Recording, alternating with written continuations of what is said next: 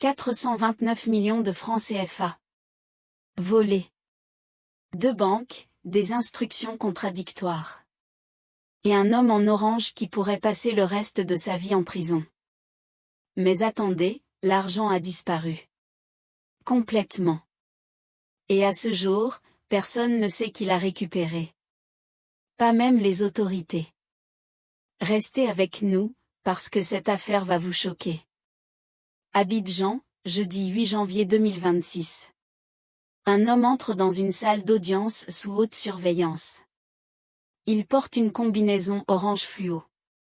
Le symbole du système carcéral ivoirien. Son identité? Dalis Séné Patrick. Ancien directeur administratif et financier du Comité national de pilotage du partenariat public-privé. En français, le CNPPPP. Jusqu'à il y a 2 ans, cet homme était une figure importante de la gestion financière publique ivoirienne.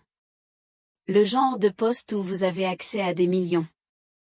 Où vous signez des ordres de transfert. Où une simple erreur ou un geste délibéré peut faire disparaître une fortune. Aujourd'hui, il est assis sur le banc des accusés. Pas pour une petite malversation. Non. On parle de grosse artillerie judiciaire. Association de malfaiteurs. Détournement de deniers publics. Faux et usage de faux. Blanchiment de capitaux. Et le crime? Un transfert de 429 millions de francs CFA. C'est environ, laissez-moi vous donner du contexte. 655 000 €. Qui a disparu en octobre 2023. Mais voici ce qui rend cette affaire folle. L'argent a été retiré. On le sait. Mais personne ne sait qui l'a pris. C'est comme si des fantômes avaient ouvert les portes du coffre-fort et s'étaient enfuis avec les coupures. Et pendant ce temps, Dalis Séné attend depuis 23 mois et 3 semaines. En détention préventive. À pourrir en prison, en attendant qu'on découvre qui est vraiment le coupable. C'est ce que nous allons décortiquer aujourd'hui. Pour comprendre comment 429 millions de francs CFA peuvent s'évaporer comme de la fumée, il faut remonter aux faits précis. Octobre 2023. Les dates clés?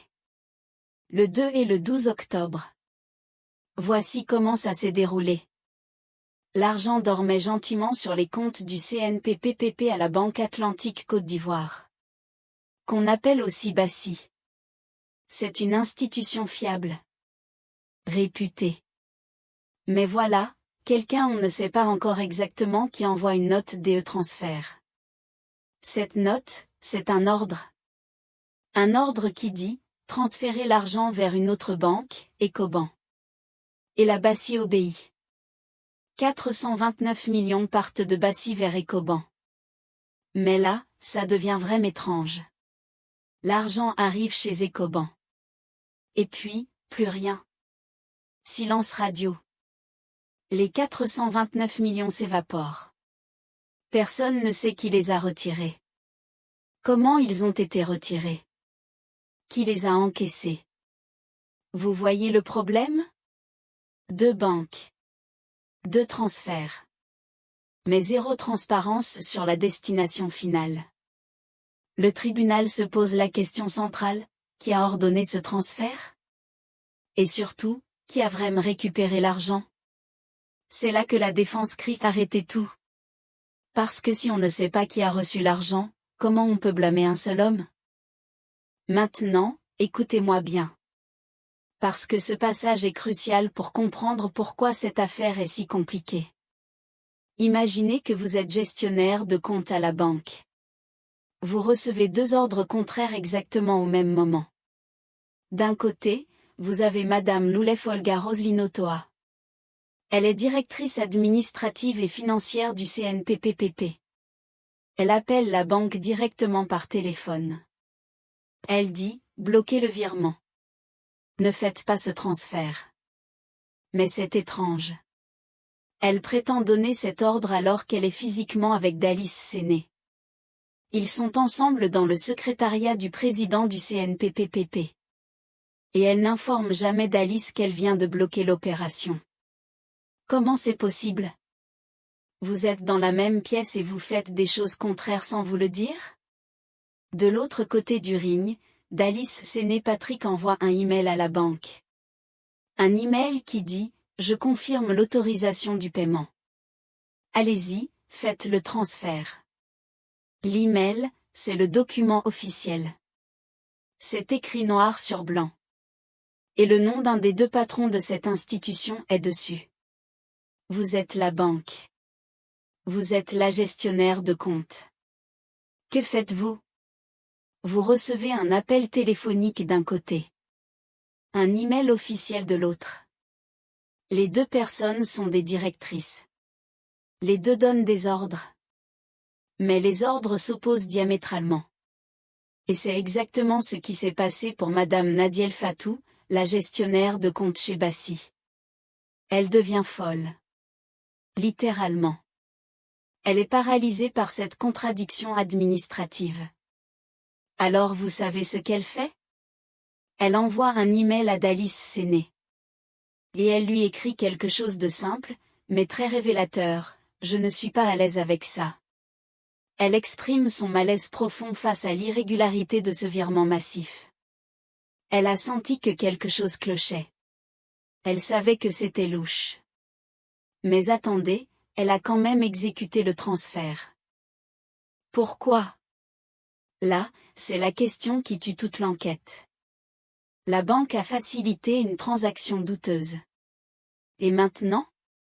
Maintenant on accuse un homme d'avoir orchestré tout ça. L'avocat de d'Alice Séné, maître Déa Sébière, crie: ce procès est injuste. Il dit qu'on ne peut pas juger un homme sans interroger les vrais acteurs.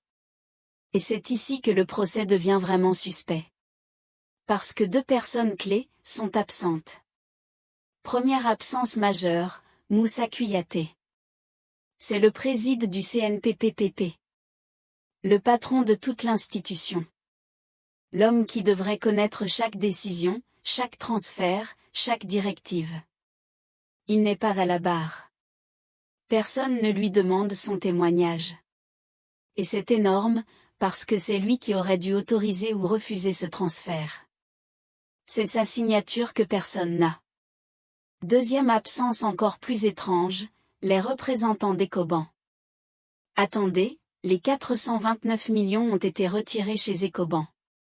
Ecobank est la banque où les fonds ont finalement atterri. Et Ecobank n'envoie personne au procès? C'est comme enquêter sur un braquage de banque, sans interroger la banque. L'avocat de d'Alice n'en revient pas.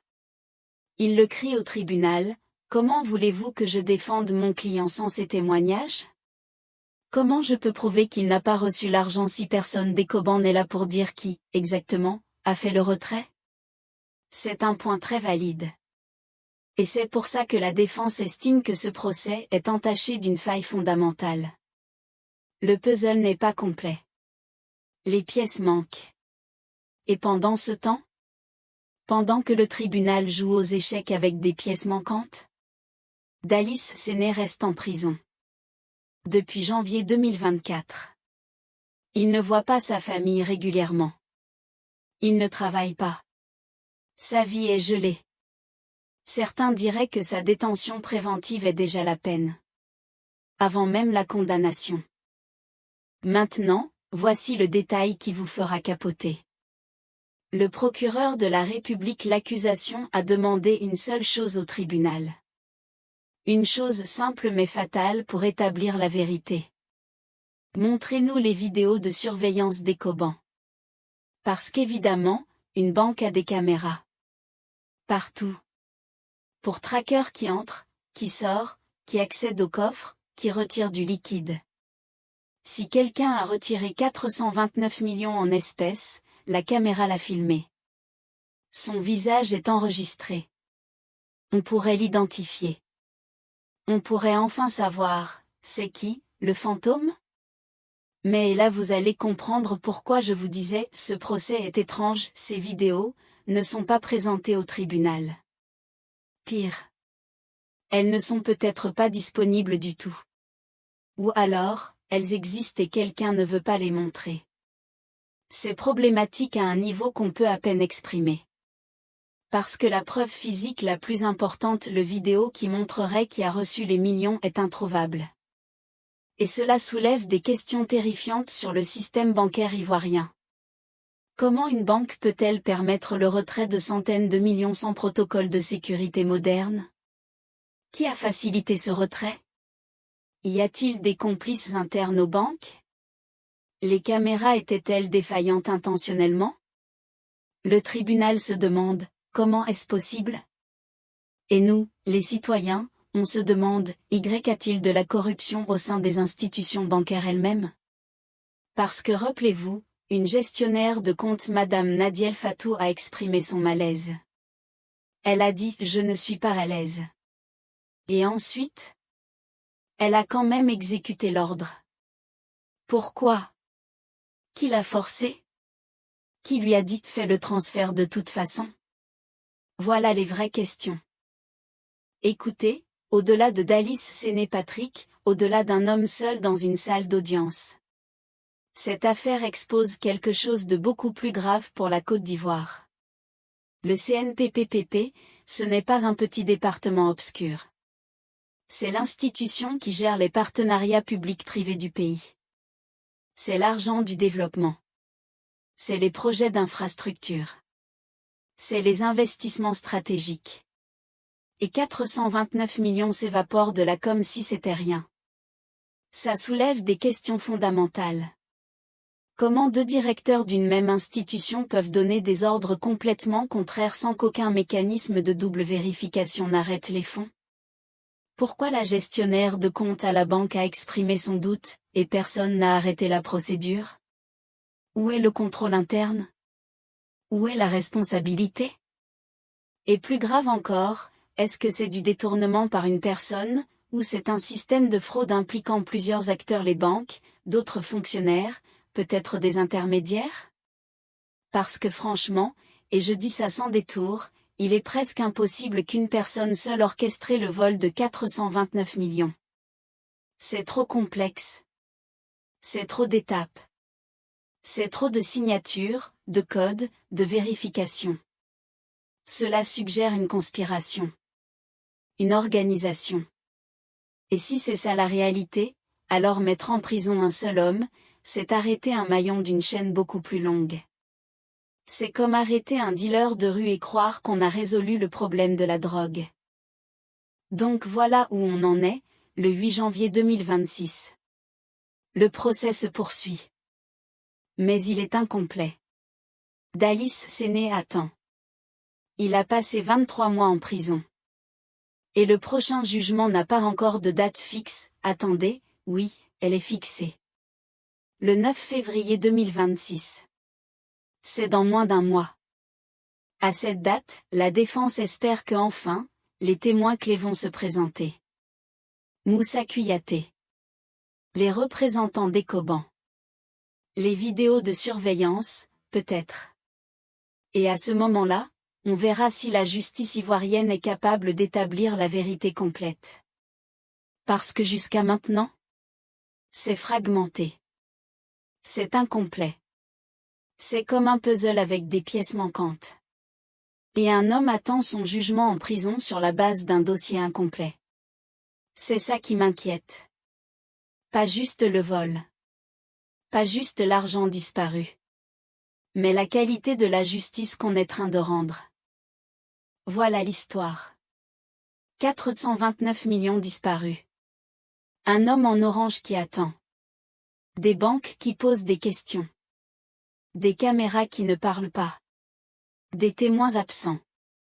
Et une société, votre société, la société ivoirienne qui regarde et se demande, est-ce que mes institutions peuvent protéger mon argent? Ou est-ce qu'il suffit de connaître les bonnes personnes pour faire disparaître une fortune? C'est ça qui tue vraiment la confiance publique. Donc, vous, qu'en pensez-vous? Cette affaire vous semble-t-elle révélatrice des défis de la transparence financière en Côte d'Ivoire? Écrivez-moi vos réactions en commentaire.